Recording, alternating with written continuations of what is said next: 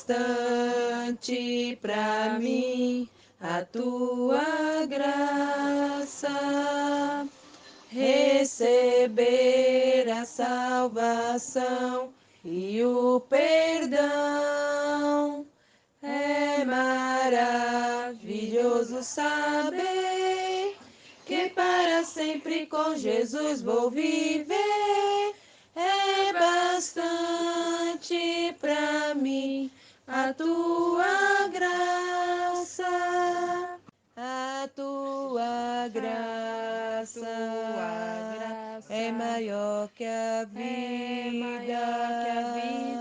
a tua graça é maior que a vida. Meus lábios te louvam, eu a ti bendirei, e em teu nome as minhas mãos levantarei. Aleluia, amém. As minhas mãos eu levantarei. As minhas mãos eu levantarei. Meus lábios te louvam, eu a ti bendirei, e em teu nome as minhas mãos levantarei. Aleluia, amém. No Evangelho segundo João, capítulo 1, versículo 16, João Batista dá testemunho sobre Jesus. Ele afirma: porque todos nós temos recebido da sua plenitude e graça sobre graça. A palavra graça é de origem latina, cuja grafia é gratia. Essa palavra tem raiz em outra, do latim caritas, a qual tem por significado amor incondicional, dom gratuito, favor concedido a alguém, generosidade incondicionada. No contexto mais teológico, graça é a salvação oferecida por Deus a todos os homens através de Jesus. Nesse sentido, a graça é um dos atributos principais de Deus. Está quase sempre associada à misericórdia, ao amor e à paciência. Em Hebreus capítulo 10, versículo 29, o Espírito Santo é chamado de Espírito da Graça. É um presente oferecido a todos, um convite do qual nenhum é excluído e vem de Jesus Cristo, como afirma o Evangelho segundo João, capítulo 1, versículo 17, que diz: porque a lei foi dada por Moisés, a graça e a verdade vieram de Jesus Cristo. Sendo assim, ela é a misericórdia de Deus, não apenas revelada, mas dada ao ser humano. Um exemplo na Bíblia está em Lucas capítulo 13, versículo de 10 a 13, que fala sobre a cura de uma mulher encurvada. Lucas, por ser médico e escrever essa passagem, vai nos relatar com detalhes a doença que a mulher enfrentava e como de modo algum podia endireitar-se. Ela passou 18 anos de sua vida olhando simplesmente para baixo ou para trás.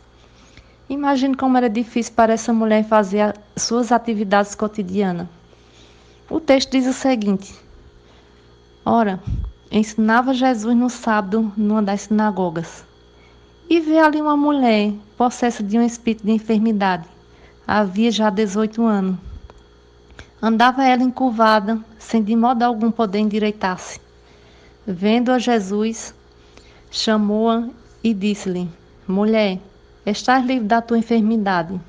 E impondo-lhe as mãos, ela imediatamente se endireitou e dava glória a Deus. Vejamos alguns detalhes importantes a respeito do sofrimento dela. O primeiro é que ela vivia sob a influência de um espírito que a mantinha doente. Ela estava presa a um cativeiro e vivia sob a dolorosa influência desse espírito. Prender é privar, é acorrentar, é cercar a liberdade. Ela estava presa no cativeiro por Satanás, como afirma no versículo 16. Outra coisa, ela sofre há 18 anos. Você já tentou andar por alguns minutos encurvada? 18 anos de sofrimento não são 18 minutos. Ela convivia com dores insuportáveis, andava encurvada. Sofria demais, pois sua enfermidade deveria ser muito dolorosa. Imagine dormir, acordar e passar o dia todo encurvada. Ela já tinha tentado de tudo e de forma alguma podia endireitar-se. Todos os recursos já haviam sido testados. A medicina, força de vontade, esforço próprio e nada de mudança, nenhuma melhora. Note que, quando ela está na sinagoga, não pediu para ser curada, porque ela perdeu o sabor de muitas coisas boas da vida. Não podia mais caminhar sem dificuldade, olhar o sol, o céu, talvez contemplar a natureza, sentar e ficar em pé, dar um abraço. Tudo para ela estava em torno de muito sofrimento. Mesmo assim, o texto mostra que ela vai à sinagoga. Então, Jesus, quando olha para ela, chama para frente e cura. Jesus a convidou para frente, para a ala dos homens, a fim de curá-la. Conforme a tradição da época, as mulheres se sentavam ao fundo do salão, ocupando os últimos lugares da sinagoga. Jesus sentiu profunda compaixão pelo drama daquela mulher. Ele a chamou, a tocou e ela foi curada. A graça de Jesus despedaçou a ação do inimigo. E a reação imediata da mulher dava glória a Deus, como mostra no versículo 13. A graça inundou o seu ser e não importava o lugar onde ela estava. Ela celebrou a restauração da sua vida, louvando a Deus. Como podemos aplicar para a nossa vida? Primeira coisa é que temos curvatura que nos fazem sofrer. Assim como essa mulher, pode ser que tenhamos curvatura em nossa vida, que também precisa ser endireitadas por Jesus. Somos encurvadas de tanto sofrer com dificuldades emocionais, problemas com a família, dificuldades financeiras, encurvada por causa de uma enfermidade, por um pecado ou tristeza, encurvada por acontecimentos passados. A verdade é que quando estamos encurvadas, somos tentadas a não olhar para o céu. Olhamos somente para o chão, para as coisas desta vida, ou para trás, para o que já passou. Outra coisa é que os encurvados devem sempre ir a Jesus como estão. Ele não está preocupado se somos sábios ou ignorantes, ricos ou pobres, mas o que ele espera de nós é que nos aproximemos dele. Ele está olhando, cheio de graça e de verdade. Precisamos da graça restauradora de Cristo para poder olhar para o alto, para as coisas que Ele tem preparado para nós. E essas coisas são maravilhosas. E também para podermos compartilhar de forma positiva com o nosso próximo. Porque essa graça de Cristo nos endireita. Jesus venceu tudo para nos tornar livres e nos restaurar. Conviver com Ele nos revela amor e misericórdia. Ele é o agente da graça de Deus. Lucas aqui nesse texto não chama a nossa atenção apenas para o estado lamentável da mulher encurvada, mas também para mostrar que ela alcançou a graça de Cristo e que endireitou literalmente a sua vida. Devemos lembrar constantemente que esta graça está estendida a todos nós, sem exceção. Não pode ser conquistada por mérito, mas é disponível como favor, com benevolência. Ela é a manifestação do grande amor de Deus por nós. A Ele a glória, a honra e o louvor, hoje e sempre.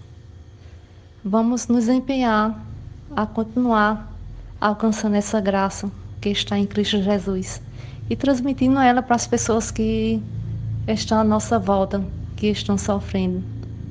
Que a graça do nosso Senhor e Salvador Jesus Cristo esteja com todos nós. Senhor Deus, maravilhoso és tu. Obrigada, Pai, por este momento tão precioso, que é ouvir a Tua palavra e aprender cada dia mais. Obrigada, Senhor, pela Sua eterna misericórdia e graça. Que possamos, Deus, olhar para o alto, assim como a mulher encurvada, depois de curada por Ti. Que possamos ser como Paulo, prosseguir para o alvo, esquecendo das coisas que para trás ficam. Que possamos, Deus, olhar para a eternidade. Peço perdão pelos pecados, peço perdão quando nos esquecemos e olhamos para trás. Perdão. Mas grata fico quando o Senhor nos perdoa e nós podemos prosseguir e ter a certeza que, se formos fiéis até a sua volta ou até a nossa morte, nós receberemos a coroa da vida. Como está escrito em Apocalipse 2:10. Obrigada, Senhor. Grata por sua eterna misericórdia. Em nome de Jesus, amém.